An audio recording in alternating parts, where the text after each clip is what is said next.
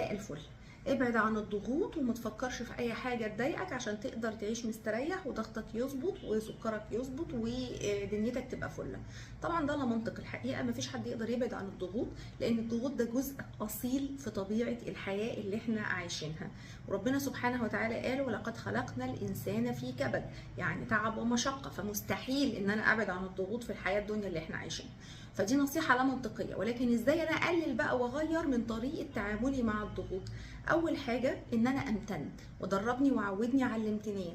الامتنان يعني ان انا احمد ربنا واشكره على نعمته وفضله، لان ربنا سبحانه وتعالى بيقول: لئن شكرتم لازيدنكم. وبالتالي انا محتاج ان انا لو بركب الاتوبيس والاتوبيس زحمه، الحمد لله ان في اتوبيس اصلا، حتى لو زحمه كويس انه جاي. الحمد لله ان معايا فلوس اركب الاتوبيس. الحمد لله ان انا عندي شغل اصلا عشان اروحه. الحمد لله ان انا واقف على رجلي. الحمد لله ان انا معايا قلم وبكتب بيه في الشغل. الحمد لله ان انا بعرف اقرا واكتب وشايف. نعمه البصر دي نعمه كبيره، ونعمه المخ ان انا بفهم الكلام اللي بيتقال دي نعمه كبيره. عد النعم اللي عندك علشان تقدر تحمد ربنا وتبقى راضي عنها، فبالتالي يقل الضغوط ويقل يعني صدمتك بالضغوط، وان ليه الدنيا فيها كده وليه بتاع. كل ما هتبقى عندك رضا باللي موجود، كل ما مش هتزعل قوي على المفقود. الجزء الثاني الرضا والتسليم، ان انا ابقى راضيه باللي بيحصل واسلم بقى شويه.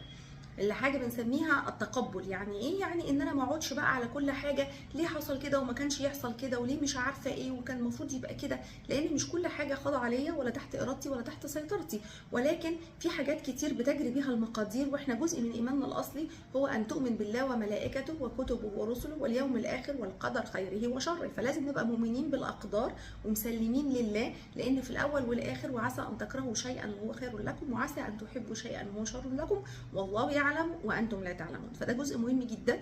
وعيد بقى مع نفسي، افتكر كام مره كان نفسي في حاجه تحصل ولما ما حصلتش زعلت قوي، بس في المستقبل بان ان الصح هو او الخير ليا هو انها ما حصلتش.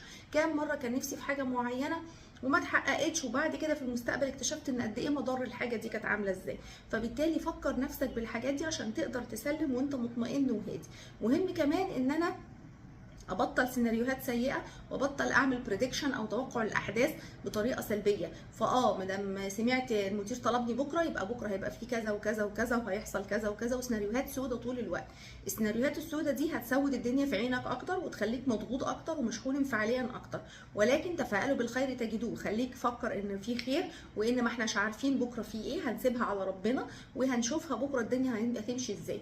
لان انت كتير حطيت سيناريوهات سيئه جدا وسوداء قاتمه ولم تتحقق هذه السيناريوهات، ولكنك بس ضغطت نفسك انفعاليا وشحنت نفسك بالاحداث وعملت من الحبه قبه، وفي الاخر الموضوع طلع ولا في اي حاجه توترك كده. فاحنا محتاجين نمارس الحاجات اللي قلناها دي، ونقدر نخليها جزء من يومنا ومن نشاطنا ومن طريقه تفكيرنا، علشان نقدر نعيش بصحه وسلامه. دمتم بصحه وسعاده.